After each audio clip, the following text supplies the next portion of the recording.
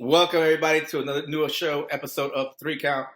We have Benny, Hey, yo. Jaquan, and myself, Paulinho. It's been a while. We here, we back, and let's get started with this whole COVID-19 and the issue we're having with WrestleMania being relocated from Tampa Bay Raymond James Stadium all the way to the Orlando Performance Center.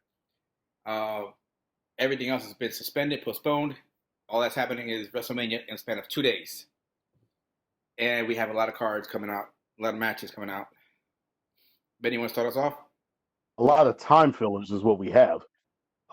Basically, what we're looking at, because of the fact that WWE was banking on one of two things happening: either them being allowed to go forward with WrestleMania at Raymond James Stadium, or Orlando themselves actually forcing the Performance Center to shut down, and then them having to move the date from WrestleMania down in Orlando to sometime in June or July to Madison Square Garden. These are the stories that were coming out. So basically everything that they thought was going to happen didn't happen. So now they're sitting up here and they're kind of sort of scrambling and being forced into a situation where you're going to have a lot of stuff that's being put onto the card for their quote unquote now, for this year, biggest show of the year. And not really any of it has any build to it. On top of the fact that the reason why we're doing this today, and it is March 23rd, when WrestleMania is supposed to be April 4th and April 5th now, too big for one day, is because the tapings are going on tomorrow and Wednesday. I believe tomorrow and Wednesday. It's either Tuesday and Wednesday or Wednesday and Thursday. And we're trying to preempt the whole spoiler thing.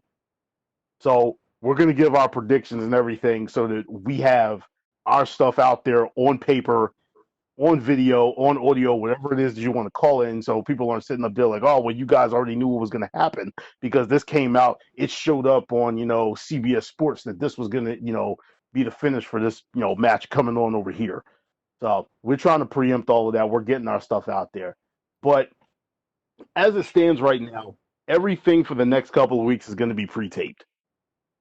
Everything from Raw, SmackDown, NXT, as well as WrestleMania itself. All of it's going to be pre-taped due to COVID-19. From what I understand, they're going to be splitting up WrestleMania between April 4th and April 5th. Of course, that's Saturday night and Sunday night. And there's also some talk about them being able to, or them doing this at different locations. I don't know. I don't understand exactly how they're planning on doing this mess. But I honestly see like WrestleMania turning into like a Rocky movie or like Mortal Kombat from the mid 90s when it came out, because I honestly think because of the fact that they can't have this live are going to turn this into a flat out production and turn it into like a movie to try and get everybody's excitement up or keep everybody's excitement and enjoyment and attention. But anyway, let's look at this card and call it that. That side note, I just read too that now WWE is offering the WWE Network for free. So it seems like they're preempting everything now. Yeah, they're offering it for free now. Really? So if I see a $9.99 charge on my PayPal, I'm flocking somebody in the shit. I think that's for new subscribers. Oh, subscribers only? Damn. I think it's only for new subscribers. Well, I do happen to have another email account, so I could probably use that. I mean, there's nothing else on there except only like the most interesting thing on there right now is the Ruthless Aggression documentary, which was actually pretty. The episodes I've seen are actually like pretty dope.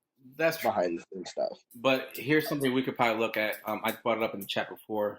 Maybe we could look at old pay-per-views and just kind of go with it and see what we think about it, what we're looking at forward in the match. I wouldn't be mad at it. Yeah, something to do. I wouldn't be mad at it. Because, I mean, think about it. Hashtag bring back Unforgiven and No Way Out. Got you. Yeah, I mean, think about it. If everything's pre-taped, we're going to know the results. So what's the point of even watching stuff live? And is SummerSlam even going to happen? Yeah, that's the other one. That's actually the other thought that they were gonna, attempt is they were gonna turn SummerSlam into WrestleMania because SummerSlam isn't a gimmick pay per view. SummerSlam is technically the WrestleMania of the summer. So that's the other thought that they were gonna try to do. But you have people like Cena on the schedule that their year is pretty much booked up when it comes to actually filming and all this other stuff. So he probably has this one time set aside that he can be available to actually take care of, this one appearance that he's going to be doing. Mm-hmm. Well, I doubt that because he ain't going nowhere no time soon. Like the rest of them. He probably had all his movies and whatnot probably got canceled or postponed at this point. So Yeah. I can imagine a postponement. I don't think they canceling anything right now because they can't freaking money. You know how these well, guys put it like are. this: The Witcher's filming is postponed, and that's Mhm. supposed to be big. Every major Marvel movie they're talking about postponing Black Widow, and that's done. Well, So yeah, they have to postpone that because they'd why? have to Just release it postpone the on Disney release. Plus. Like They ain't that's doing all the that. more reason to get Disney Plus. Release it on Disney Plus. They ain't doing that. Release it on That's a digital. lot They of want money, their bro. theater money. That's a lot of They want money. their theater money. They want that. Yeah, they want that theater money. They don't want that. Listen, they better release it on digital because by the time it comes out, ain't nobody gonna want to see it. Well, what's the name? One of the things that they were talking about, and not to get way too far off hand with it, they when it comes to movies and stuff that have been released just recently, was actually hearing that they're going to be hitting digital and hitting your DVD, Blu-ray releases and everything a lot sooner because of the fact that they're not going to be in the theaters anywhere near as long as they would have been. So Anywhere near, they shouldn't even be in theaters. Ain't nobody going to the movie theaters for the next 3 months. they can't. Well, are you talking about stuff that was Exactly. in the So theaters like right now? Stuff that was out, and they just like, oh well, we can't do anything. Like what's the name?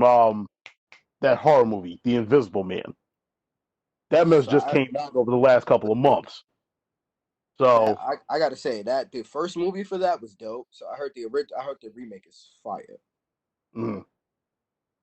But just using that as an example, they're going to be releasing that on whatever platforms and stuff that they have way sooner than they would have. You get a situation like what was it? Endgame last year when Endgame came out. Endgame came out in what, May? Mm-hmm.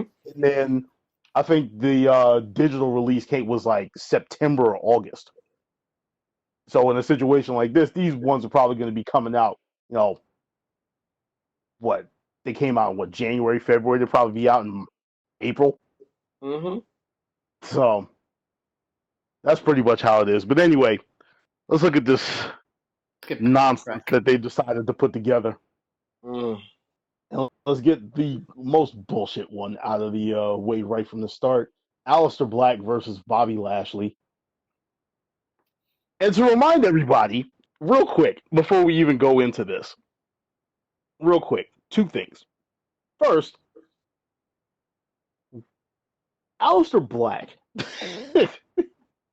Aleister Black a couple of months ago was undefeated. He had literally gone through 3 back-to-back-to-back wars with Buddy Murphy, which was supposed to have him elevated and put into something a lot more mainstream. Like the U.S. title picture. Not even, because if you listen to reports, not the day of, I think it was about a couple of weeks before the Royal Rumble, they were actually trying to decide between Drew McIntyre and Aleister Black as to which one was actually going to win. Mm. Because they had gotten off Roman Reigns and they were just, all right, one of these two is going to be the one. So there was a chance that Aleister Black was going to be brought in and actually thrown into the feud with Brock Lesnar for the WWE Championship. Yeah, that wouldn't have worked. No. It wouldn't. Wouldn't have worked. It wouldn't have, because I doubt Lesnar would have actually sold. Well, he would have sold for him, but you would have. I doubt you would have ended up with anything like you're going to get between him and McIntyre. Mm-hmm. No, it would have been Kofi all over again. They would have had hype, 3-second match, F5, Aleister Black's done. And I would have been absolutely furious, along with everybody else in here. Uh-huh. But on the side note that I was actually originally trying to break off. There's something that the three of us have on the line here, and that's this pretty little baby right here that I wanted to remind everybody about. I forgot about that. She's still on the line. Mm. This is where it comes to a head. So I just wanted to remind everybody what's going on. Just get her back in everybody's mind. That is the 3-count world championship that has been sitting in my bedroom since what, August? Yep. Since SummerSlam. Man, listen. But anyway, this match has absolutely no build whatsoever. Granted, we're probably going to end up with a situation where over the next couple of weeks, due to the fact that they're taping everything, you're going to see some type of a build that's actually put together. But making a prediction right now is just like we're blowing smoke through a keyhole. So, Jaquan, who you looking at for this one? If it's not Aleister Black, then what's the point? Like, Bobby Lashley winning against someone like Aleister Black makes absolutely no sense. So at the moment, I'm going to go with Aleister Black. But then again, we all know Vince loves the shock value for WrestleMania. So, like, it doesn't make sense for Aleister Black to lose. And I don't think he's going to lose, but it wouldn't surprise me if he lost. Mm-hmm. Paul, what you looking at, man? It's Vince McMahon. But here's the other thing, though. Supposedly, Bobby was supposed to have his run, his push already. I don't know where it was coming from because they screwed up the whole thing with Rusev. He didn't sign a new contract. They threw him out. He's like pretty much off TV right now, just like the Revival. Mm-hmm. And Lana's off TV because that story ain't go nowhere, apparently. Pretty much just completely destroyed Liv Morgan's re-debut. Trashed it. Mm-hmm. Sorry. Yeah, it's a whole other thing that we got to get into, but that's for another podcast. But I don't know, because the thing is, like, they ruined Aleister Black with the whole AJ Styles feud for no freaking reason. Mm-hmm. And now they put Bobby Lashley in front of him. I don't know where Vince is going. I want to say he's going to try and rebuild Aleister Black. So I want to say Black is going to win this one just to kind of get him back into the winning ways again, try to help rebuild. And to do that, beating Bobby Lashley is a good way to do it. So I'm going with Aleister Black on this one. All right, I'm gonna be in agreement with you all for this one, but I kind of sort of have I'm saying that because of the fact that my swerve nonsense is actually going to come up later, not for anything involving this feud. As far as I'm concerned,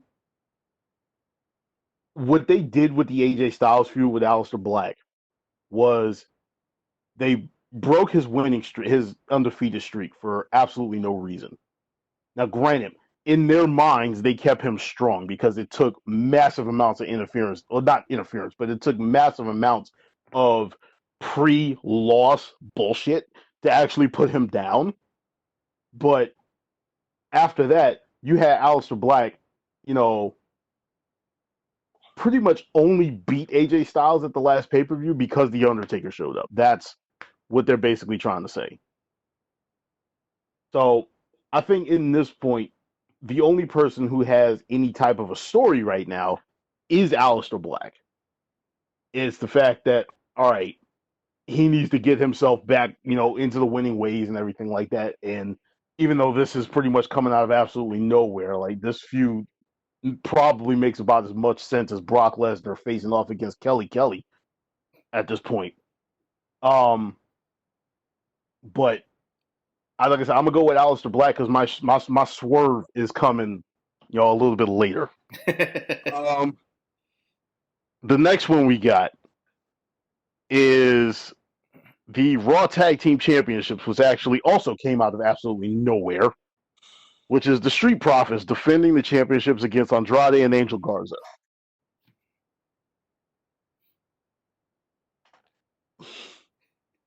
Paul, who you got? I got the Street Profits because I don't want to say they're gonna give it to Garza and Andrade, but we spoke about this before off camera. Why?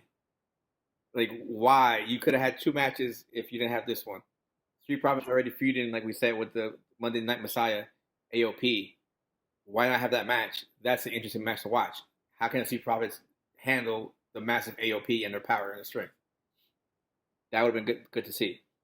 You got Andrade having to defend his belt against at least Rey Mysterio, or I hate to say it for the umpteenth time, Humberto Carrillo, who will probably lose again. But this match makes no sense at all. Like, you have two separate belts on display here when one's being defended. The tag team. Street Profits, bro. I don't know what the heck Vince is thinking right now. Jaquan, what you got?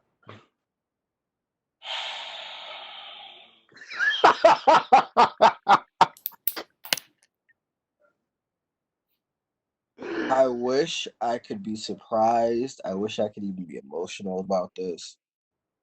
Logic would dictate it's another Street Profit defense win, like they're gonna get another big pop, they're gonna get another big win.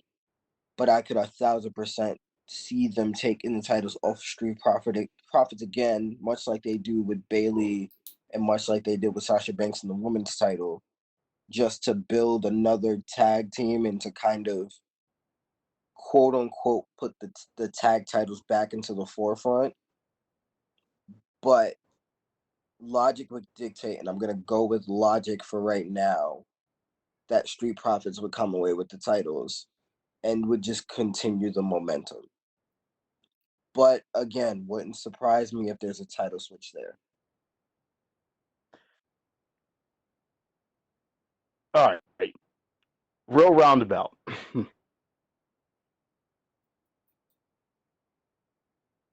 WWE booking logic says that faces are not supposed to have long title runs.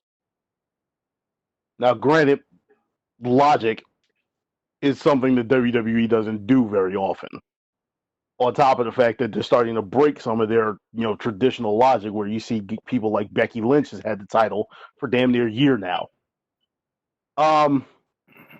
In this situation, this is probably the most coin flip match out of this entire card.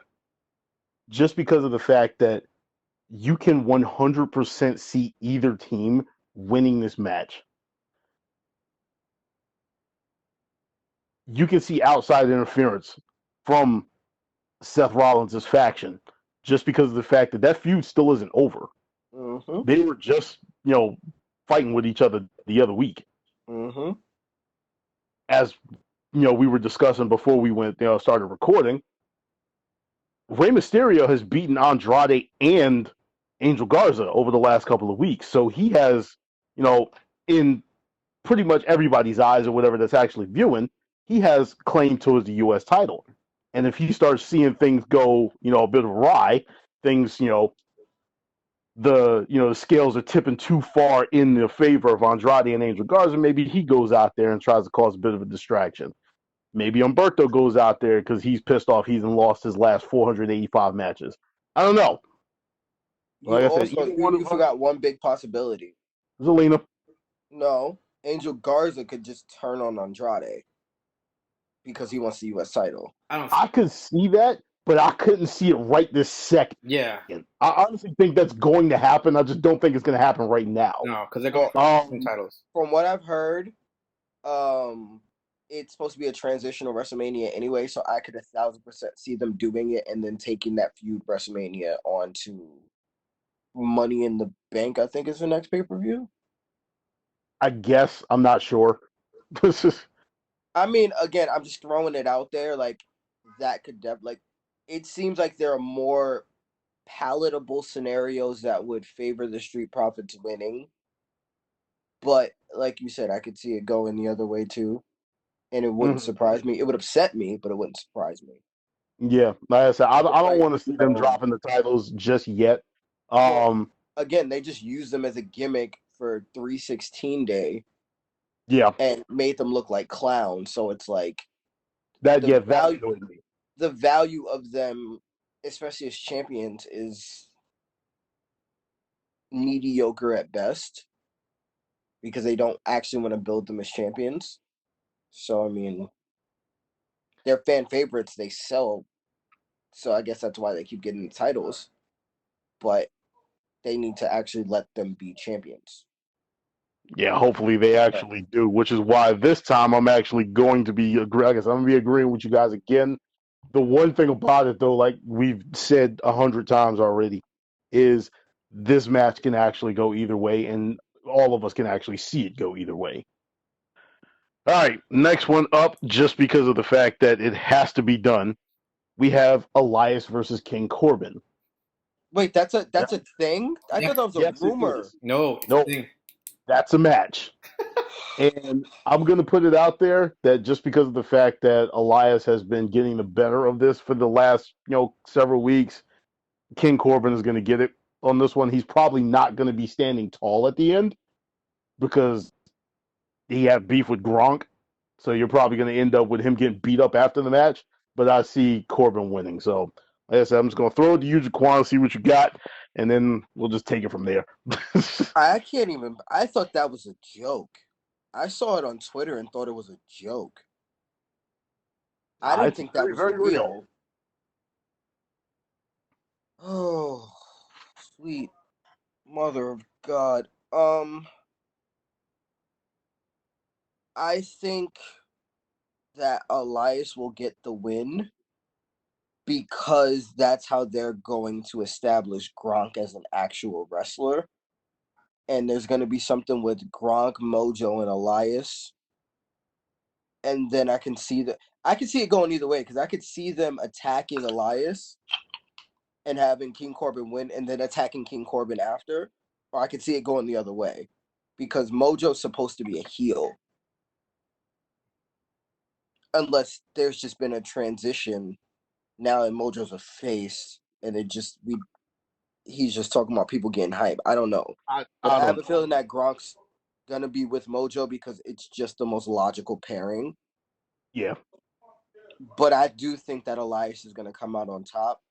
But it's not gonna be a clean win, and it's neither guy really is gonna stand tall at the end anyway. But Mm-hmm. I'm gonna go with Elias on this one. Or Paul, what you got? I haven't been watching this one, but if Elias is winning the last few, I think King Corbin's going to win this one.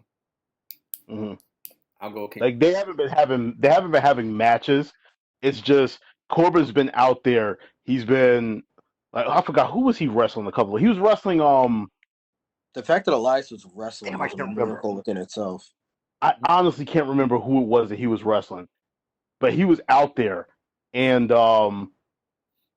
he ended up losing just because of the fact that Elias was sitting out there at the announce table. Like it's dumb. It's There's one of been no those matches kind of between things. them. It's Yeah. literally just all just talking beef, and that's it. Yeah, no. I'm. That's my thing. It's like I could see Elias winning because the babyface comes out on top, even though Corbin is the bigger star. Yeah. But then again, too, you have the whole Gronk situation. It's like if you're gonna create the buzz, then it would make more sense for you know Gronk to come out, hit Corbin the way he hit Jinder a couple of years ago, and then Elias get the win, and then he's all hype, and then you see Mojo beat up Elias, and then they establish themselves as a tag team where it's like you don't know whether they're heel or face. Yeah, That's kind of how I could see it playing out at this point. I don't know. Anyway, next up Wait, we what have did you have? who I had Corbin. Damn, that burger looked good. Sorry. Next up we have the Intercontinental Championship, which we have Sami Zayn, the Intercontinental Champion, defending against Daniel Bryan. Paul, who you got? I want to say Sami Zayn, only because I don't think Yeah. they're gonna put the belt on Daniel Bryan so soon. I think it's too early to put the belt on him. I think that's a little shock factor right there. I think this is where Gulak actually turns on Bryan and starts a feud with Daniel Bryan, direct feud with Daniel Bryan. Because before it was like an indirect feud, and they had one match. It's like, oh yeah, okay, cool. I think this is where a feud actually begins between Daniel Bryan and Andrew Gulak, and Sammy wins. It's not gonna be a clean Yo, win, but he's gonna win. shout out to Daniel Bryan and Drew Gulak though, man, because those guys, even though they're sitting up there performing against with no one there, they're still out there constructing matches or whatever. They're actually still entertaining while they're down there at the Performance Center. Jaquan, who you got, man? I'm actually gonna go the polar opposite of Paul. I don't think this is one of those where Gulak turns on Bryan. I don't think that's gonna happen at all. I think this is very much a Sheamus Cesaro situation. And I think ultimately Gulak's going to be the guy to take the title off of Sami Zayn, or at least that's what the outlook is. But I do think that Sami Zayn does win this match. But I think, and I heard something that makes sense to me, that because those guys have a trio or whatever, that don't be surprised if you see Chad Gable make an appearance and kind of finish out that trio with Daniel Bryan and Drew Gulak. I was hearing that earlier. I love it. I But love the idea. I'm not sure what the validity of it is. Team 6 feet under. I mean, as long as he doesn't come back as fucking Shorty Gable, I'm Shorty fine. G. Yeah, that. Just bury that. Kill that. I would love that it. That is the equivalent of ruthless aggression, John Cena. Yeah. Bury it, burn it, crucify it, burn it in battery acid. Make sure it never sees the light of day again. Don't do that again. Please, God, don't do that again. But I do think that someone like Chad Gable can benefit from having the tutelage of Daniel Bryan and having that charisma around him to kind of push him to a place where it's not campy. But I ultimately think that Sami Zayn just won the title, so I don't really see the point in Sami Zayn retaining the title. And I do think that at some point Braun makes an appearance, because it would only make sense unless, he can't get to the Performance Center because he's stuck in the woods in Tennessee somewhere and can't travel. But yeah, maybe my he's beefing prediction. with all of AEW. You never know. Listen, we're not gonna go there. We're not doing that. We're not doing that right now. I'm not going there. But I think that Sami Zayn continues his reign as champion. Yeah, man. As far as I'm concerned, Wait, yeah, Sami Zayn or Daniel Bryan? I have Sami Zayn. Okay. all right, I have Sami Zayn as well, but it's for a different reason. Um, last I heard, Daniel Bryan is planning on taking off about 6 weeks, due to Brie Bella being pregnant. So, I don't see him actually win. I honestly see them, if not at WrestleMania, sometime soon after, hit them actually kayfabe injuring him to write him off of TV for a little while. And again, And that's if why the that's the Chad case, Gable thing would make sense. yeah, so you put somebody else in his position. But in this case, like I said, I see them. I don't see them putting the belt on him and then to write him off or to put it on. I don't see them hot shotting the belt like that. They just hot shot it to Strowman and then off of Strowman. I don't see them doing that again. So, like I said, Sami Zayn, to me, just the fact that you have this little chicken shit heel as the Intercontinental Champion and he's holding on to the belt like that, I like that. I like that, especially considering he has it's a his nice injury. change of pace. Yeah. And he needs to hold on to it at least for a little while longer. Gulak can take it off him. In a couple at of months. least let him hold it to Money in the Bank. Right. Gulak can take it off him in a couple of months. If not Gulak, then give it to Gable. Yeah, both guys who abundantly deserve it. Mm-hmm. And it definitely creates a different dynamic for whenever this quarantine is lifted and people start coming back. It'll definitely be different. It's like when you are playing the universe mode in WWE the game, and then you sim it, and then you come back, and it's like, what happened? I Yep. feel like that's what the WWE is going to look like at some point. Yeah, they have the opportunity. Oddly enough, with this, they have the opportunity to literally do whatever they want. They can build whatever they want. They can Mm-hmm. kind of sort of not. They can shift gears to a lot of different things just because of the fact that you're not bound by an audience reaction just yet. The only Mm-hmm. reaction that you're going to get is your um Social media. your ratings and your social Yeah. media. That's pretty much it, and you can monitor that and kind of sort of shift gears from there. On top of the fact that from what I understand, they're actually going to be doing over the next couple of weeks because they're pre-taping everything. They're Mm-hmm. actually going to be doing 3 to 4 episodes right now. Mm-hmm. So like tonight, when like Raw is on right now, and I believe this episode is live, but next week's episode is actually going to get recorded right after it. So they can use a lot more people. They can do a Yeah, lot of different things, they can which go is ahead and do a good. lot of different things, and they can set up a lot of different stuff. And Mm-hmm. considering the fact that, like I said, they're not putting on as much in-ring competition right now because you can't. They're trying to Touch keep as anybody. many people away as possible. Mm-hmm. They're out there putting on stuff like last week when they replayed the entire Royal Rumble. So, like I said, you have the opportunity to go out there and actually tinker with stuff and have a lot more, I want to say, creativity into certain things. Mm-hmm. So, like I said, but anyway, Hold up. it's a real Why would you weird replay time. the Royal Rumble? Like, nobody wants to see Brock Lesnar basically take an hour to get eliminated and bury a bunch of people. Like, who the You fuck know why wants to they? see that? You know why they did it? Because they only had one match planned for the night. They only had one match. They only had the Rey Mysterio match, and that was it. There was nothing else there except for like promo segments, and that was it.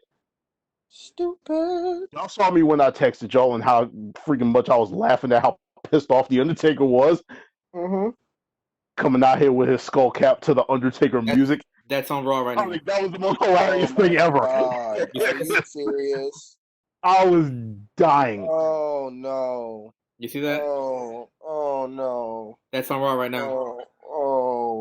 Oh no. That's on Raw right No. now. That's not a time we want to go back to. Yeah, it was absolutely hilarious. But anyway, let's move on to the next one. Oh my goodness. Royal Rumble, John Cena versus Seth Rollins, corporate Seth Rollins. It's a replay. Beautiful. Uh, Yeah, speaking of which, just to do a quick sidebar, ESPN came to an agreement with the WWE, so they're going to be airing uh, past WrestleManias for the next couple of weeks on Sundays because ESPN, of course, they're a sports network and there's no sports on. So, along with several different stations that are out there airing old stuff like old college basketball games and things like that, ESPN, in order to fill a lot of time, They're gonna have a they're bunch of going these out there to. old ESPN analysts talking about, yeah, I remember when Hulk Hogan fought Yokozuna. I'm like, that's the last But time you they're not watched going back wrestling, that far. prick. They're not even going back that far. Like I think the first one that Oh. they're going to show is 32, and then they're going to be taking it from there. Over the next At couple of least I Sundays. hope that wait, the Fox ESPN? Sports guys are paying attention. Yes. Really? Wait, ESPN and not Fox. No, they didn't give it to Fox. They gave it to ESPN because ESPN is trying to get the pay-per-view rights. But your commentary is coming from Fox, and the commentators on Fox know nothing about the WWE. Yep. But we knew that was going to happen anyway once they decided they wanted to start putting all of their analysts and everything in there and have them commenting on the draft a couple of months ago. This But is giving me a migraine. In like the worst, like, oh my god, this is Like, what happens when you fire your two non-wrestling entities within the company because Vince wants totalitarian power. He starts making dumbass deals like this. well, you know why they fired him though, right? I yeah, don't Came that's out. remember. exactly why they fired him. There's a I lot. don't remember. One of the stuff that came out was that because Vince wanted to spend more money on talent and not reinvest in the company. That's why he got fired because they were like, no, stop spending money on talent we have enough talent as it is right now. Let's reinvest in the company. Let's put money back into the company. He was like, no. I need to hog up more talent. I need to get more talent from the indies because he doesn't want nobody going to AEW. That's 100. That's 100% the reason why the two of them got fired. And like I said, for whatever reason, no one nowadays can argue or even debate with Vince. So I don't know what the deal is right now, but this is the situation that we have. Anyway, let me get back over here to this card. The next one, I was honestly before COVID-19 started, I was really looking forward to this, and it's Edge versus Randy Orton. We have a last man standing match. And I'm honestly going to go out on a limb and say that we are not going to have a winner in this match. I think that neither of these guys are going to answer the count. This is one of the 3 swerves that I think we have. Just because of the fact that you have Edge back. Edge has like a really limited schedule that he's going to be working. I think it's only like 25 events a year out of the entire calendar. And then on top of that, Orton, like I said, this sociopath Orton is amazing, and I honestly right now don't want to see him lose. So I guess I'm honestly going with a no contest for this one. Jay, who you got, man? For the reasons you just stated, I think Randy Orton wins, but it's not going to be a situation where he looks that strong either, because Randy also now has a part-timer schedule. So it'll be a way for both of them to get written off. And then for Randy, who's been around for a while, to lose to Edge, who just came back from a major neck injury, doesn't make any sense because you're not going to push Edge into like a main title situation anyway. So there's no benefit for Edge to win. It's just he gets to do the feud that he wants. It's very much Batista versus Triple H. Mm-hmm. That's how I'm looking at it. It's Batista versus Triple H, and I think Randy wins. Paul, what you got? I agree with Jaquan. I think Randy's going to win. I mean, I don't see Edge winning this match right now. Maybe at SummerSlam he'll win it, but not right now. It's like it's too fresh. You got to keep Randy hot in there. Like, Randy's psychotic lunatic persona right now is good, and if he loses this match, you kind of flame it out. So he can't lose. Yeah. If it's a draw, like you said, Benny, it still works fine. It still works out in his favor. But Randy can't lose this match. If Randy loses, it kind of kills the momentum that he has. We can't say Randy can't lose the match because we all know what happened last year. Yeah.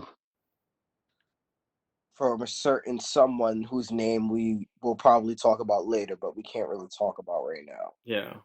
But we all know if you've paid any modicum of attention in the last year. So there's no, he can't possibly lose because, yeah, he can.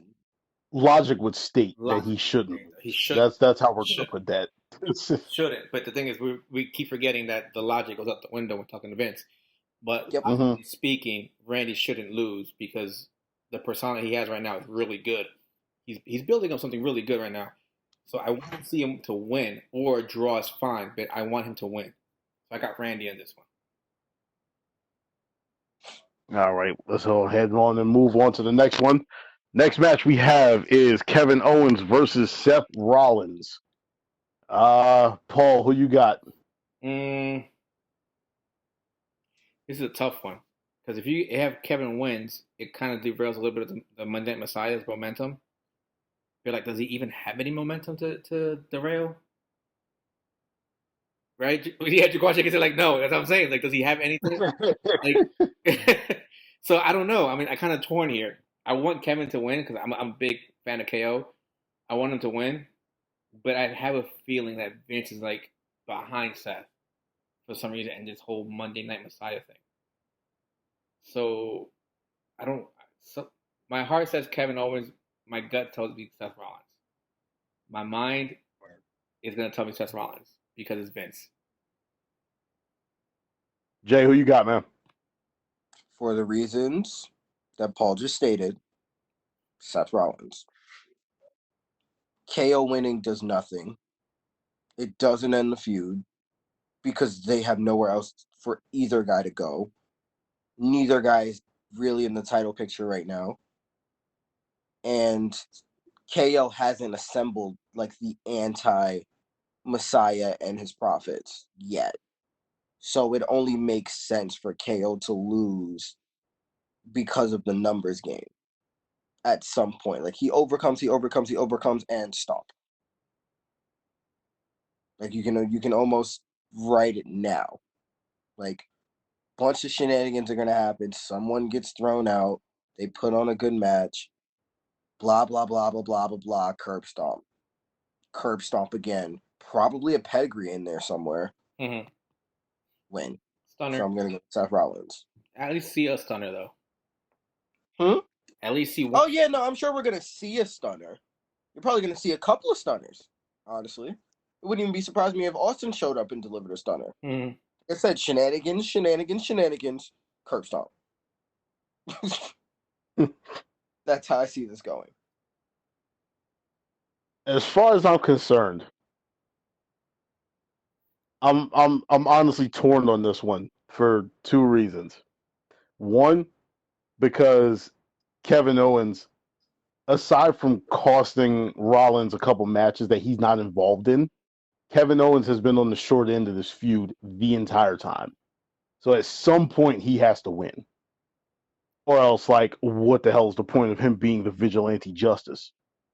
The other side to this, well, not the other side, the other thing that I'm actually thinking of in Kevin Owens' favor is this one wild card that we haven't thought about. Samoa Joe should be coming back from suspension soon. I completely forgot about Samoa Joe, personally.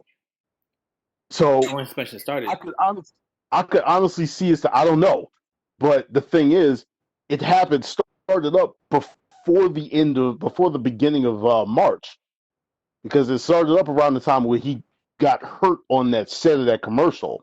Mm-hmm. So I could honestly see a situation where AOP is getting involved because they're not in a match with the Street Profits like they should be, and they're sitting up there and the War Raiders come out and they start dealing with AOP, and now you have this situation where there's only one person that's left over there actually helping Rollins out, and that's Buddy Murphy, and somebody's going to take out Buddy Murphy in order to give KO the advantage, and that would be Samoa Joe. But like I said, because of the fact that, like I said, it's WWE, so they're gonna. I honestly feel Swerve for the sake of Swerve. Let me put it to you like this: I'm going Rollins. I could 100% see one or two things happening. Either Samoa Joe comes out there and helps Kevin Owens win that match, or you end up with a situation where Samoa Joe comes out there and costs him that match, and now you have a beef with him. Just because they have, you know what? Let's start something out. Yeah, I see what you're getting at. It's a nice swerve, but it would be annoying though. It's Vince. I know. It's Vince. That's how I look at it. Yep. Oh, lost Benny. You guys got me? Yeah, we got you. All right, sorry about that. Somebody called me. I didn't have the thing on Wi-Fi for the same reason why Jay's not on Wi-Fi right now. All right, can y'all see me, or what's the deal? No, we don't see it yet. There it is. We see something. Yeah, that's the tripod. Okay. All right, there we go. I got it fixed. All right, anyway, my bad. All right, next match we got up is Undertaker versus AJ Styles. In a match that I don't want to see, but the Undertaker asked for. So, Paul, who you got? I'll let Jaquan take this one. He's so enthused about this one. Jaquan, I was trying to go back and forth. Jaquan, who you got?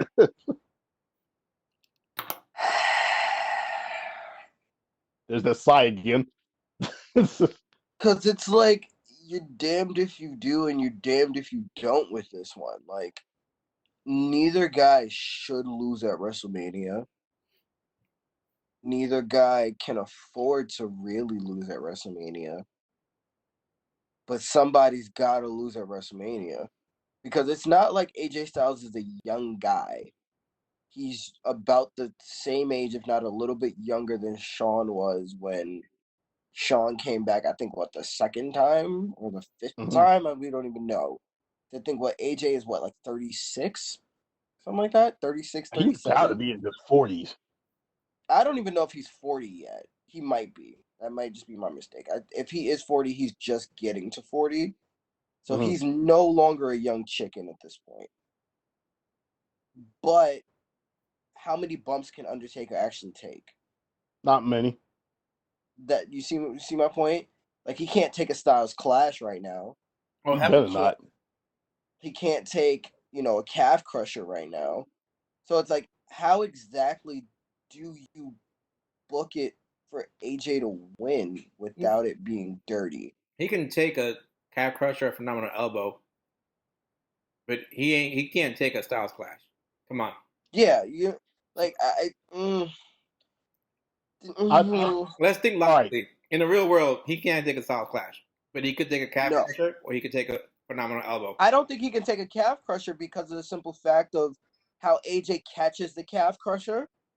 There's no way Undertaker can take that type of bump where he has to roll into, the spot where he's on the floor and then AJ catches his leg and wraps up his leg. Shenanigans. I mean, maybe AJ can just kick him out and he can fall, but then he's falling right on his back, hip area. I mean, you got So, I mean, like, and Gallows just beating a snot out of him, rolling back into the. I mean, yeah, I get it. Like, that's why this one is so hard to predict, because it's like you have one guy who is, yes, basically the closest thing. He's Kobe to Jordan. No, he's to Shawn Michaels, but Kobe was to Jordan. Is the way I look at it. It's like it's the closest thing you're gonna get in this generation. But and the thing is, he can sell the way Shawn could. He could tell the story the way Shawn could, and he understands ring psychology the way Shawn does. But Undertaker can't do what he did with Shawn. So yes, AJ Styles makes sense from a match standpoint because he can protect Undertaker. But how in the blue monkey fuck am I supposed to believe that Undertaker's gonna lose this match when Undertaker can't take a fucking bump? You get what I'm saying? Banana. Yeah. So like this one's hard. Like that's why this one is hard, because it's like everything in me is like, yo, the Undertaker has to win this match, right? But then it's like I could see the Undertaker putting AJ Styles over, but he's put how many guys over in the last couple of years? So I'm gonna go with the Undertaker because it's like AJ Styles can afford to lose this match because AJ Styles doesn't really have an ego, and Undertaker has to get back to winning at some point at WrestleMania. Because since he lost to Lesnar, he's lost like every other WrestleMania match. And if he's won them, it's been in such a non-convincing fashion. And then he had that atrocity against fucking Goldberg at Saudi Arabia. So like, Nice. Undertaker kind of has to win this match at this point. I got one for you. Paul, who you got, man? AJ Don't do Styles. this to me. I got AJ Styles. Of course you do. The reason being, the reason being is I think Taker wanted to lose to Shawn. I think when he fought Shawn, there was a discussion about him just giving the rep to Shawn, just let Shawn have that win. But I think he wants to give it to AJ because he called AJ this generation's version of Shawn Michaels.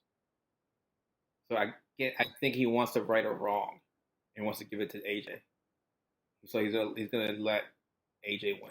He's gonna have AJ beat him in Mania, which would have been a better win than giving it to Lesnar, to be honest. You know, so I'm going with AJ.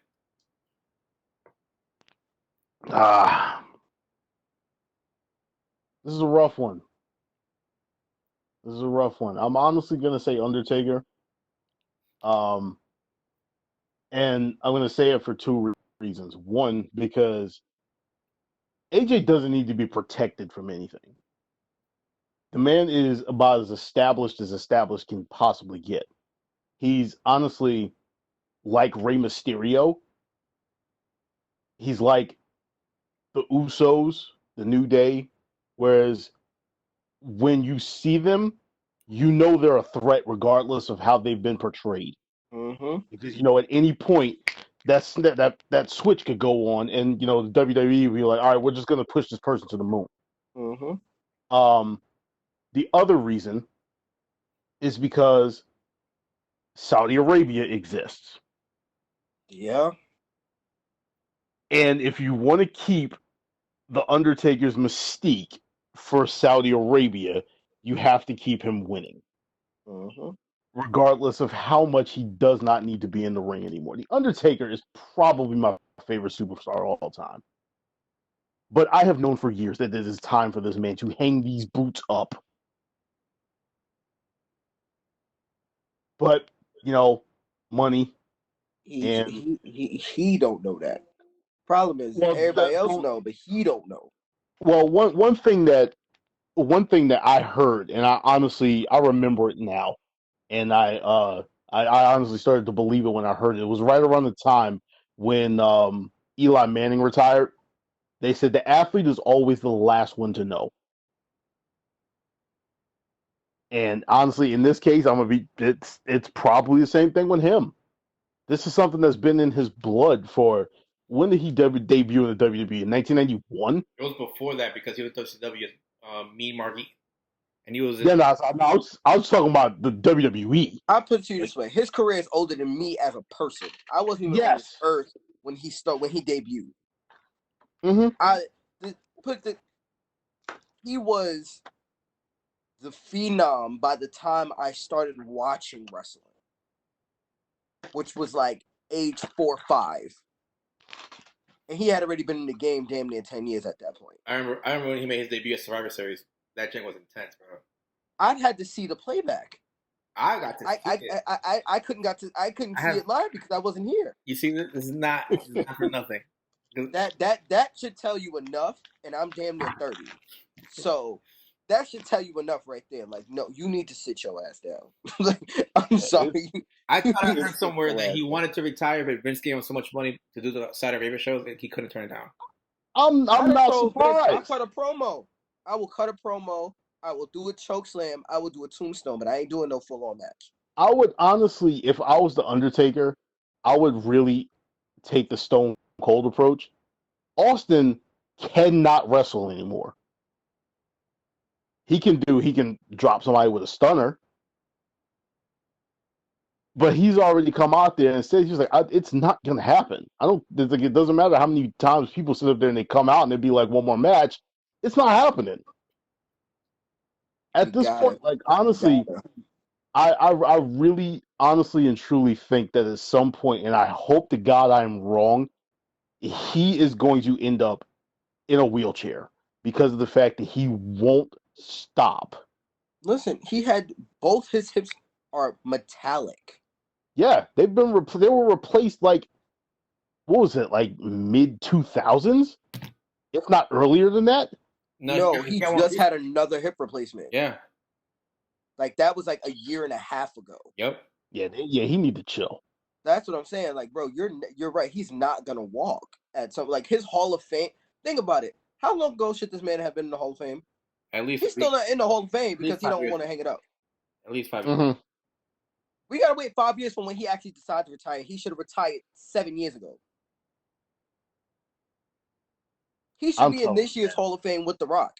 How's The Rock going in the Hall of Fame before Undertaker? Because The Rock. Somebody explain this to me. Because The Rock retired. That's my point. At some point, you got to look at your life and be like, listen, The Rock's in, Austin's in, Triple H is in twice, Ric Flair's in twice. Come on, bro. Hulk Hogan's in what? 3 times, 4 times? Here's the thing. The Rock actually had the ability to do something else, like acting. Undertaker can't. He's done. He can't. Undertaker has a lot of money. He is a born-again Christian. He has a really hot wife. Retire. Go home. Raise some cows. It's easy to say, bro, but it's difficult. It's different. Then do what Shawn Yeah, Michaels is doing and go to the Performance Center. Like, it's not that hard. It's really not that hard. You know what? To be honest, when Orton cut that promo on Edge, when he was saying that basically when he went out there, he was like, Edge is a junkie, that he's addicted to the roar of the crowd. I honestly think that you can say that for so many different people, and I would be 100% remiss if I didn't say that the Undertaker is 100% part of that group. I don't disagree with you. But at some point, the people in your life have to sit you down and be like, listen, bro, you're 50 plus. I'm not disagreeing with you. Like, this man is out here. How long Jordan been retired? He older than Jordan. Ric Flair's still out here taking bumps. Ric Flair almost just died. Ric Flair's been retired for what? Only like 10 years? You want to be Ric Flair? Come on, bro. Like, at some point, you gotta know. Like, somebody else has got to pull a Rocky and throw the flag in for him. Like, somebody else has got to do this man like they did Deontay Wilder and just throw in the flag for him. Where's his wife? His wife need to come and be like, no, you're not coming back, Paul. She's mad at WWE right now anyway, so. I think she's like the wife in Any Given Sunday.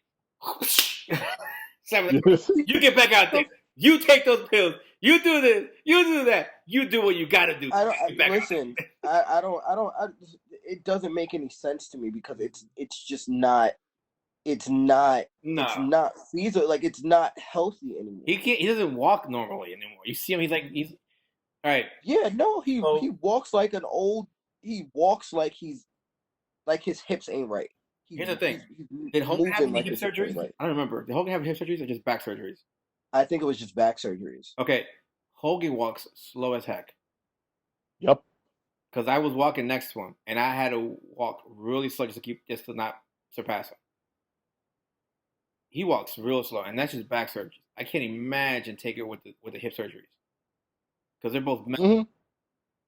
So you already see him walking slow to the ring, and you see him like trying to perform. He's not even halfway near the speed he was. So my aunt has had hip surgeries, and he's a lot heavier than she is.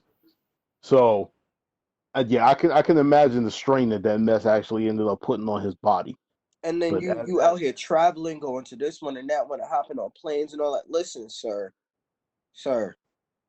stop. Exactly. Stop. Like, it's literally ruining the Undertaker for me because I know the Undertaker that I know. Mm-hmm. But he's put so much tape into this new decrepit one that it's like I'm not even excited when Undertaker comes back. It's like, oh my god, again? Like, there's no excitement. It's just like, okay, again. I mean, it's been gone for a while, like, dude. It's literally like it's like watching an old dog that you know you should put down, but he's still limping around, half blind, half deaf, with a fucked up hip, but you don't want to put him down. Like, somebody get this man some euthanasia. Like, somebody do something, please. Yep. All right. Somebody's got to bury him. I'm sorry. Next one, Benny. Yeah. All right. Next one up, we have the SmackDown Women's Championship. Now, this is missing a person, but I know who the other person is, though. So we have Bayley defending the championship against Lacey Evans, Dana Brooke, Tamina, Naomi, and everybody's favorite boss, Sasha Banks. So, Paul, that is the most disturbing thing I've ever seen you do. Oh, Paul, who you got, man?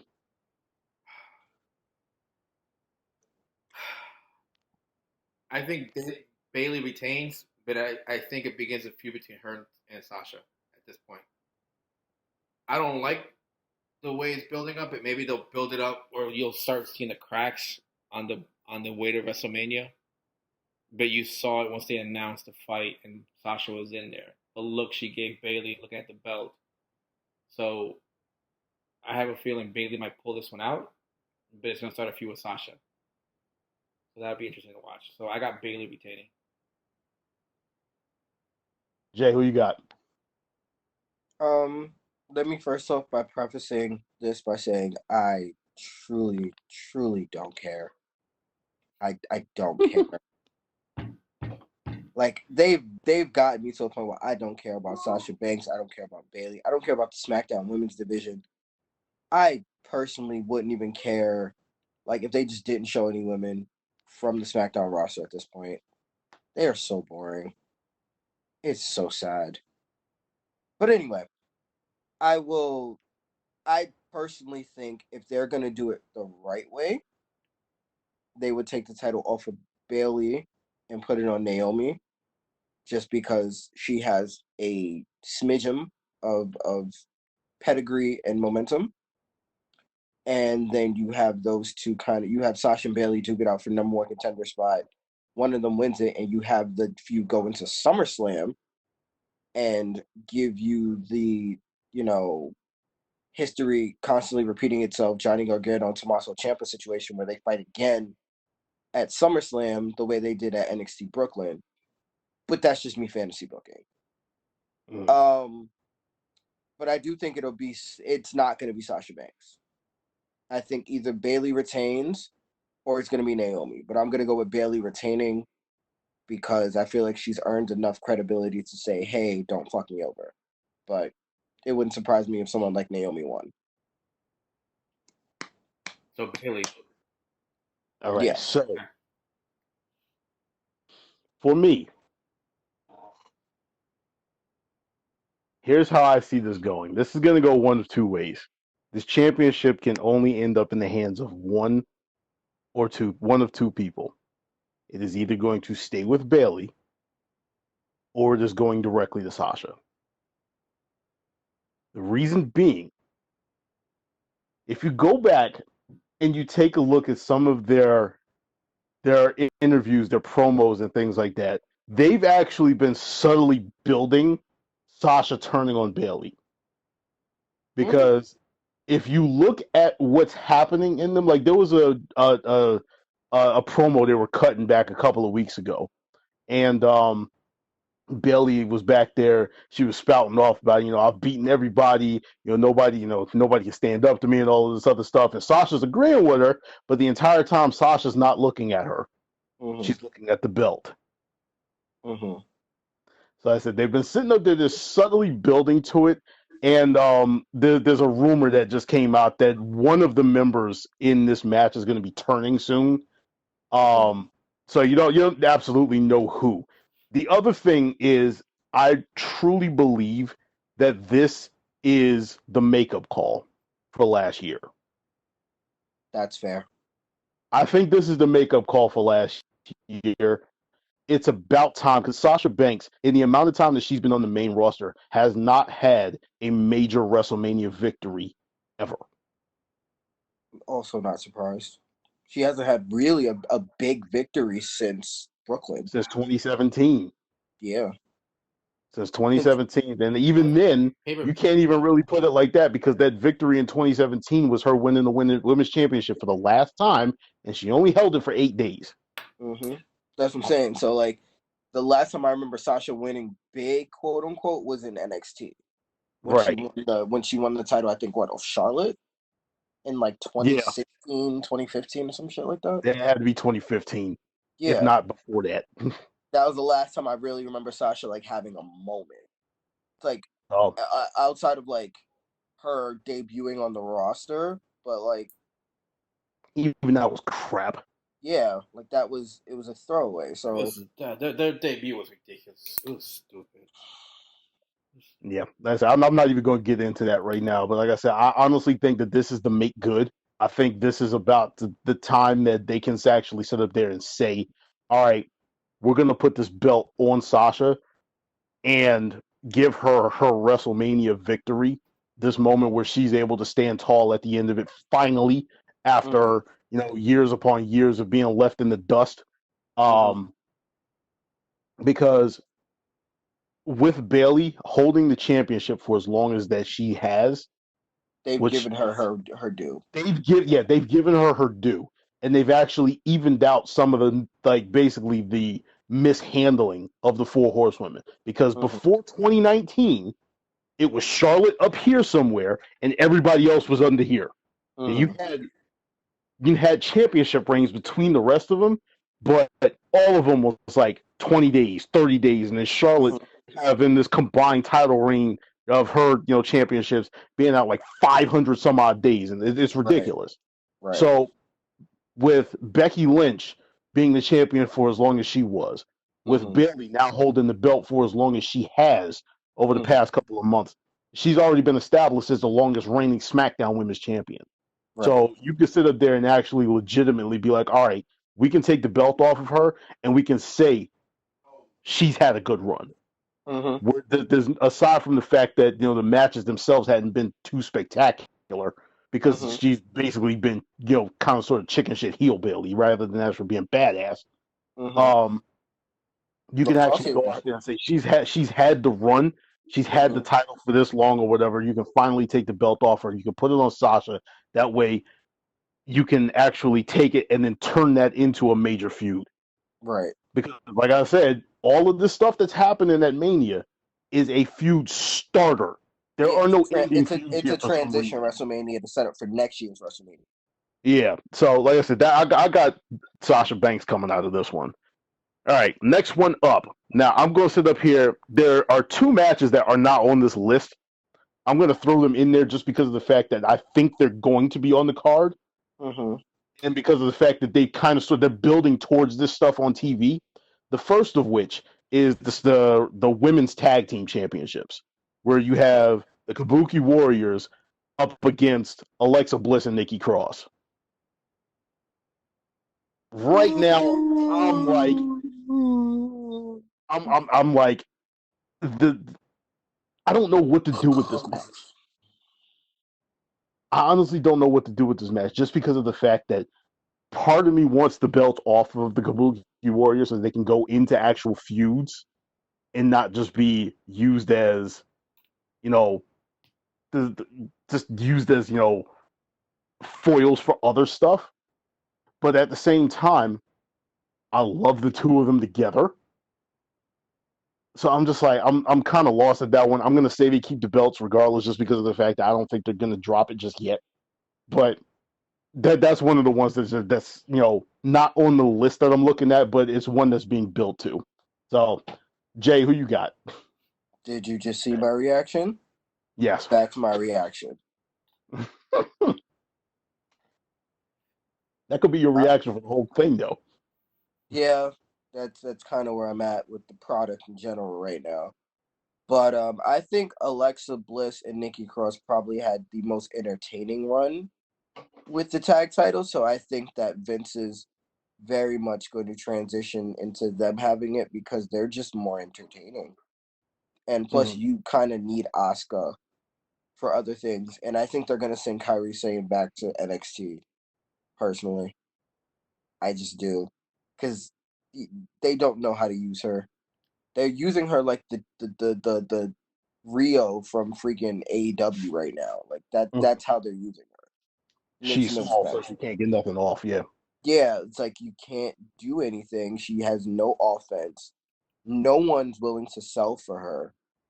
No one can understand what the heck she's saying. No one gets her gimmick. No one gets the anime thing. Her being on the main roster right now is pointless. And I think in order for them to retain Io Shirai at this point, they have to bring Kairi Sane back to NXT and let them have their thing. So I think that Alexa Bliss and Nikki Cross have done enough, especially from a social media standpoint and from a media marketing standpoint, to make themselves a lot more marketable with the titles than the Kabuki Warriors right now. All right, Paul, who you got? I agree. I got Bliss and Cross. I mean, Kabuki Warriors title run hasn't been normal at all. So. No, it hasn't. And again, no title run really has been normal the last year and a half to 2 years. Like no one's had a normal title run. Well, if you look at it like this, think about what you had at the end of the year, at the end of 2019. You had a beef between Becky and Charlotte and the Kabuki Warriors. You knew the entire time Becky and Charlotte were not winning that feud. And then they decided to take Asuka and put Asuka into a feud for Becky's title. And then they took Asuka and put Asuka in the Elimination Chamber. So it's like the tag team titles are just in limbo because of the fact that they're having them involved in the Raw Women's Championship feud for no reason. Mm-hmm. That and the fact that instead of like usual and how we also predicted, instead of building actual tangible female tag teams, you're putting the titles on names that don't deserve to have the titles. Like the titles are supposed to be for superstars that are underappreciated and undervalued. They make a tag team, the tag team works. Like the Iconics were the perfect teams to have the title because they were an actual team. They came in as a team. They their act is them being a team. Mm-hmm. Like it even showed when Peyton got hurt and Peyton left to get married. Where's Billy Kay? I think Billy Kay got hurt not too long after that. She probably got married with her. You know that whole. I'm gonna leave that alone. I'm not touching that. But you get what I'm saying? And up until this point, the only other female tag team that I've seen is Jessamine Duke and Maria Shafir, and then I haven't seen them ever since Shayna Baszler disappeared. Well, they don't need to be on the main roster anyway, so that They're gonna get. that's regardless of the. I'm saying that's the only other team. They haven't established any other team. Fire and Desire were the only other two, and it's like Well, the problem. they don't even feel like a team. The problem was because when Bailey and Sasha had it, that's when they were supposed to build the tag team around them. But then they decided, oh wait, let's let them drop the titles of the Iconics. Let's let the Bella Twins come in and let them build the titles up. That was stupid because That was because you have ridiculous. two women that, well, Nikki more than anything had a lot of health issues already as it was. So why are you gonna have these women come in for a title run? You want a long title run with these titles. You don't want a short one for a pop. Nothing against the Bella Twins. They got pop. But Everything against the Bella Twins. No. Fuck all that. Fuck all that. If you want Stop it with to that bring them in, shit. They're trash. bring them in to fight for the titles, but don't win it though. You know, let them. Here's the other thing. Trash. They're trash. Here's the other thing. I don't care what nobody says. They shouldn't be going into the Hall of Fame. They're trash. Trash. All right? Trash. Here's the other thing. The Bella Twins Trash. represent the end of the Divas Trash. era. The transition. The transition Trash. is. They represent the very, very end of the Divas era. If you wanted to bring them in Trash. and have them kind of sort of, if you want to say, kill off the Divas era completely, right? You put down the most recognizable names from that era, right? If that's what you wanted to do, rather than putting the belts on the Iconics, you could have had Sasha and Bailey do it, because Sasha and Bailey are the ones who sat up here and basically kick-started the women's revolution to begin with. But no, they wanted to have the Iconics do it because for whatever reason, they just feel that, you know, Vince just wants to make the next blonde up his whole thing. So Peyton Royce happened to be blonde at the time, so they gave them the championships. So like, I'm just like, that's a whole nother tangent that we could go off on. I'm not. I can keep going. I don't think alone. Benny, who do you got, Benny? I got the Kabuki Warriors. Next one up. Like I said, this is one that is not on the card, but it is definitely one that they've been building to. It is probably the hottest feud that SmackDown actually has right now, and that is Otis versus Dolph Ziggler. Bro, this is the only thing that's literally entertaining on WWE TV right now. And I feel like they're going to ruin it, and I'm waiting for it to happen. But I feel like, honestly, this would be a great way for Heavy Machinery to turn heel. This is just, like, I want Otis to snap. I want Otis to, like, go OG WWE when it was rated R and nobody cared. I want him to, like, military press Mandy through a table right now. Straight up and down. Like, throwback Dudley Boys, let Otis powerbomb or like caterpillar body press her through a table with like the psycho look on his eye. And it's just like, the other dude is just like, Tucker is just like, you know what, screw it, we're gonna do this, and just goes ape shit on Sonya Deville and freaking Bobby Roode. Like, I want them to go to levels where like it's gonna take forever for Heavy Machinery to turn back to being baby faces. Like, I want Otis to to Randy Orton like snap power slam the shit out of Mandy Rose so bad. I know it's not gonna happen, but I'm talking like OG Dudley Boys. I'm talking OG like Dudley Boys to like when they powerbomb Mae Young through the freaking tape Off the stage. Yes, that's the level of heel that I want them to turn. Like, that's what I want to see from Heavy Machinery. I want to see Bubba Ray. I want to see Otis become Bubba Ray. That's what I want. That's what I personally want, and I think they're hinting at it because of like how he's wearing his hair like across his face now, and it's not slicked back anymore. Like, that's just like his look is starting to change. He's starting to wear like darker denim and everything. Like, they're hinting at it, and it's like it's the classic story of like the kid who was like really nerdy, thought he had the girl, and gets screwed by the pretty boy and snaps. Yeah. I'm not saying do like a Columbine freaking situation. I'm not saying go there. Damn, boy. But do WWE's equivalent to it. Yeah, I went there. Listen. So, Ziggler or Otis?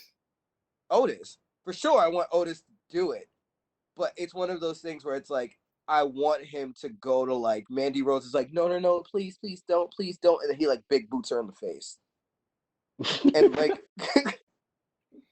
Damn, I took this to a dark ass corner. I was gonna say Otis. And like Sting faces her with like his stomach, and it was just like, yeah, you like it, right? Yeah, like right, all tummy in her face and everything. Here's the thing. I'm gonna go with this one, and it's a dumb angle they're taking, but and this is a swerve. It's gonna cause the breakup of Mandy and Sonya. I think Otis is gonna win, and it's gonna come out that Sonya got involved in all this stuff, and it's gonna cause a fight between Sonya and Mandy. So it's gonna cause a few. Right. I can see that too. So you think the one that texted Mandy in the first place was Sonya? Yeah, that's obvious, honestly. Yeah, so that's obvious. That's why I say it's stupid, because you don't want to break them up. They're a good tag team. You know what? I could also see like Vince do it to push Mandy Rose on her own. Yeah, to push Mandy on her own. But I think what would be great for them if they combine like both of like Otis snaps, and then like right before like he gets on the top rope about to like splash Mandy, like you see Sonya talking about no, it was me. They're like, what? It was me. I sent the message, Mandy. I'm sorry. And then you see Otis like start to laugh and just gets off the apron and walks away. What about this for a swerve as well? That happens, and then they say why, and then she goes like, "Oh, because I love you."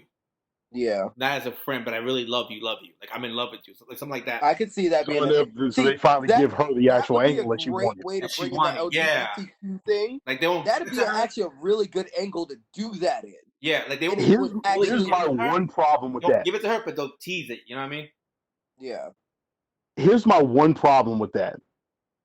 The way that is set up, you're making the LGBT character the heel in that situation. I know. Well, I mean, too, with the way Mandy Rose is, I guess initially you can do that, but then Mandy Rose is going to reject her. And she could do it in a way where it's like, how could you, you selfish be, blah, blah, blah, blah, blah. And it would be like every other coming out story where like the person that you love rejects you. Kind of what they tried to do with Liv, but it didn't work. It failed because nobody believed it. It wasn't believable. Yeah, no, we all because it made absolutely no sense. No, yeah, we all plus out of nowhere. Everybody wanted Liv to come out as like the puppet to Bray Wyatt. Like, we all wanted that. We wanted her to be the little Harley Quinn Joker doll, and they screwed that up too. Yeah, but like the man Sonya, that made more sense because everybody knows Sonya's a lesbian, and that's fine. Yeah. So Mhm. it makes sense to go that way. Why didn't it go that way? Why didn't you use that? I don't know. And then again, you can have Sonya lean more into like that really dark character that she already kind of is like she has the framework for. And it's like, you know, and then you can come back to it later when like, okay, put the title on Mandy come SummerSlam. Put the title on Mandy. Go ahead. Of course, she's gonna have to have more than 2 moves. Like we need to kind of diversify her move set, sure. You can have her, but put the title on Mandy. You can have her because then. Go ahead. Huh? Go ahead. It makes sense that because she can be what you wanted Lana and what you wanted Emma to be, as like that champion that can't really wrestle, but like if you come at her, she can put up a fight and she finds a way to win. Kind of what Andrade was when he first was like getting that push for NXT champion. And then you can have the opponent to come up to face her would be Sonya, and it's like, oh, I thought that you loved me, blah blah blah, and then you go back there, it's like, oh, you're just a little lesbian girl that is mad because no one loves her. Like you can turn Mandy into like that super asshole heel, and it creates the kind of backing behind Sonya that like the organic push that would come with that would be incredible. I was looking more on like Sonya gets rejected, and she goes on this like dark place, and then she goes after blondes. Like her whole thing is going after blondes. Like she'll go after Alexa Bliss, she'll go after Carmella, she'll go after Peyton Royce. Any woman that's a blonde, just like, go after her, or any pretty girl, which is like right majority of roster. And again, that the problem with that is again now you're making the LGBTQ character the heel. Yeah, but you have to specify, but be careful about it. That's what they have to be careful with the way they. But that's what I'm saying. You instead of making her be the heel, you have it be like a redemption. Like she got rejected, she's hurt, she's this, but she's going to use it to fuel her greatness. And you kind of you give her the Rocky story because she already has the thing. So like you have her do the whole like I'm going to keep pushing, I'm going to keep fighting. My heart is hurt right now, but I'm going to keep going. And you have Mandy Rose lean into her being the asshole. Like Mandy Rose has to be Regina George from Mean Girls. I'm talking low blows. I'm talking crotch kicks. I'm talking tying shoes and you know, hell, give her the Famouser. Like give her the Famouser as a finisher. Let her take Dolph's finisher of all things. Like have her lean into being the female version of Dolph Ziggler almost. Have her give her the title. Because at this point, who would have it? Becky Lynch, for Shayna Baszler. Mm-hmm. Like Shayna Baszler losing to Mandy Rose is so impossible yet so delectable because it gives Mandy Rose so much fucking heat. And then think about it, Shayna Baszler for she's on the other one. She'd be on SmackDown. Oh, she's on SmackDown. So this is Raw. Mm-hmm. Yeah. Not like Mandy Rose and them. They're on SmackDown. They're on SmackDown. Okay, so yeah, by the time all that stuff gets set up, you'll be ready to take the belt off whoever has the belt at that point. Because then Sasha say she wins it now, doesn't get it taken off till SummerSlam. That's fine.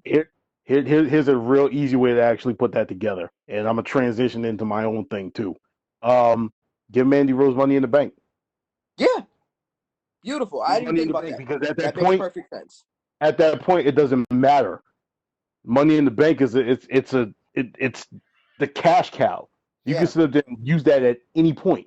Mm-hmm. So, Paul, you asked a question earlier. You was just like, you don't know why they didn't give it to Sonya Deville in the first place. I'd tell you exactly why they didn't give it to her in the first place. They ended up going to Liv Morgan because just like somebody said about Asuka, she's not attractive to Vince. Yeah. Yeah, he's got to stop with So, bro. He has to stop that because number one, like that makes absolutely no sense. First of all, Sonya Deville is freaking gorgeous. Second of all, oh my lord, we're not even gonna get on that because then we're gonna end up getting flagged by YouTube and yeah, no, we not doing that. I'm not getting myself in trouble with that community. Second of all, What they need to do is they need to stop looking at how people look to certain people. All right. Mm-hmm. What they need to show Vince, they need to sit Vince down in front of some Bruce Lee movies. Mm-hmm. Right? Because Vince has this idea for the men, the bigger you are, the less likely it is that you're going to lose. But probably the most baddest motherfucker I've ever seen in my life is Bruce Lee's little 5'6", 140-pound self. Soaking wet. Mm-hmm. Yes, with bricks in his pockets. Mm-hmm. The other thing with the women is attractive blonde. All right.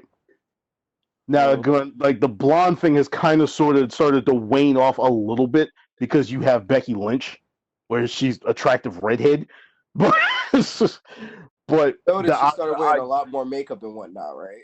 Yes, that's the thing. They're sitting up there and they're caking on all of the makeup and all this other stuff, and for whatever reason, it's just catering to Vince and his little fetishes. They need to stop that mess. Somebody needs to sit him down. As a matter of fact, Stephanie probably needs to sit him down and be like, "Listen, Dad, stop being a jackass. All right? This is ridiculous. We've been sitting up here on this train for 20 years and we need to get off of it." But anyway, transitioning into my thing, I'm going to sit up here and say that this is the first of my swerves. Otis does not win this match. However, the reason Otis does not win this match is because I see a similar situation, if you remember, to Johnny Gargano and Tommaso Ciampa, where he starts going overboard. He actually screws himself over in the long run. Whether he gets himself disqualified or he gets himself to the point where he's trying something and ends up putting himself in a position to actually get beat, with some surprise roll up, holding the tights, feet on the ropes, whatever it is, Dolph is going to win this match, but he's not winning clean by any means. Mm-hmm. The reason why I'm coming to that is because of what happened on SmackDown this past week. Because it's almost exactly what Jaquan said happened. Otis snapped. You finally got to see badass Otis to the point where Otis cost himself a match, cost Heavy Machinery the number one contender spot for the tag team championships because he went out there and started beating the living hell out of somebody with a chair because Dolph Ziggler was being a dick.